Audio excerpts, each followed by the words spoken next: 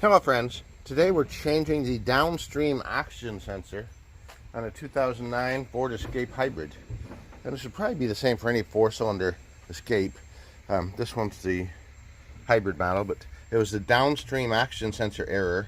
I just bought the car and I had to check engine light, and I was getting no voltage supply back from the downstream oxygen sensor. This one right here that goes into the exhaust manifold up high, that's the upstream one. And the downstream one is right down there on the exhaust pipe coming out just beyond the converter. And I found the problem. I got underneath to change my oil. The wires were ripped out of it. So I went online, I ordered a new one. Here's what the new one looks like. And this was $19.99 on Amazon. It arrived in 2 days. In order to get it out with, since the wires were already cut off, I was able to slip a deep socket right over the top of it and undo it with a breaker bar. I actually have this ratcheting torque wrench, and that was what size was that? 22mm socket, but the 7/8 also works. So 7/8 or 22mm. If the wire is not already cut, you can cut the wire and just slide the socket right over here and take it out like you would a spark plug.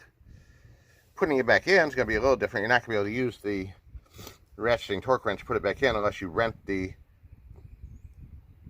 oxygen sensor tool from one of your local auto parts stores, or if you already happen to own one. But you know, to put it back in, it doesn't require a lot of torque. It's got the same setup as a spark plug. It's got a compression washer on it here, and it doesn't have to be torqued that super tight. So I'm going to screw it in by hand, and we'll finish tightening it with a 7/8 inch open end wrench. And when we get all done, that should take care of my check engine light. And honestly, it's not even that big of a deal other than the annoying light coming on, because it's running fine and I've been getting 32-33 miles a gallon. So, but we're still going to fix it. I'm going to get in there and hand start it. And the easiest way is just to lean right over the grill here and put my stomach like right up in here, and I scooch forward a little, and I can reach both hands right down in there behind the exhaust manifold. And of course you want to do this when the engine's totally cool, so you don't take a chance of burning yourself.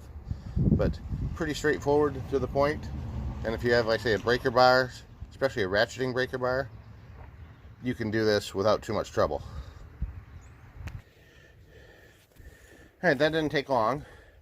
Like I said, I used my right hand to hold this with and start it, and I used my left hand to hold the end of the wiring harness and carefully twirl it as this is spinning inwards to hold it up and keep it from getting snagged on anything. Basically, you don't want to put any pressure on the wires while you're turning it in to tighten it up. So I held it up in the air with my left hand to keep it from tangling on anything, and tightened it down real tight with the open end wrench from above.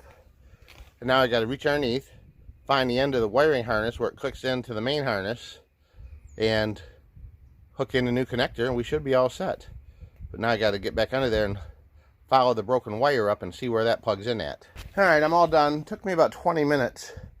And after watching this video, it should only take you about 15, because you know all the tricks now. This is the broken connector end, and it goes in, let's look. As you're looking down in the engine, this connector slides into the harness with a little tab, the lock tab, facing the front of the car on a, you know, perfect angle like that, parallel to the ground. When I kept reaching in, I couldn't see very good. I kept trying to squeeze on this big top part here, when in fact the actual release tab is, let's see if we can get focus. The actual release tab is just this little tang right down here, and that just needs to be compressed a little bit while you hold it and pull it right out. So get your hand in there, squeeze it, and pull it out. And then when you go to line it back up, of course, the new one's gonna go parallel to the ground. You're just gonna push it in until it clicks, and you're gonna be good to go. The other thing I did that was kind of a little trick or hack to help me is the upper, let's see if you can see it. The upper oxygen sensor connector is right there on top with that red wire going to it. I popped that out of the bracket. You can see there's a little clip that holds it to a bracket to stabilize it. I popped that clip out of the bracket and pulled it to the back side, because the downstream one that we actually changed is just below that. and made it a lot easier to get to it with that.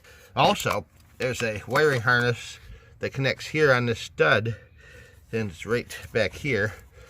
I pulled that off and tucked it to the side while I was working on this harness right here. So we're going to put that back in place there.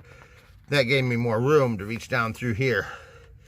And this would probably be easier if you had it up on ramps. You could just reach through from the bottom by the steering rack to reach up there and get it. But I didn't want to get it up on jack stands today or on ramps. I wanted to just get it done quick.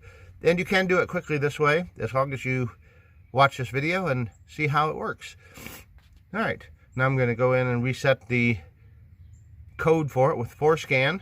Check the voltage, make sure it's getting voltage from the action sensor to the PCM. And we should be good to go. Thanks for watching.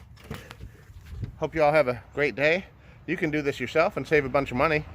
I think the average price to have one of these oxygen sensors changed at a garage is probably about $150, $200, if I'm not mistaken.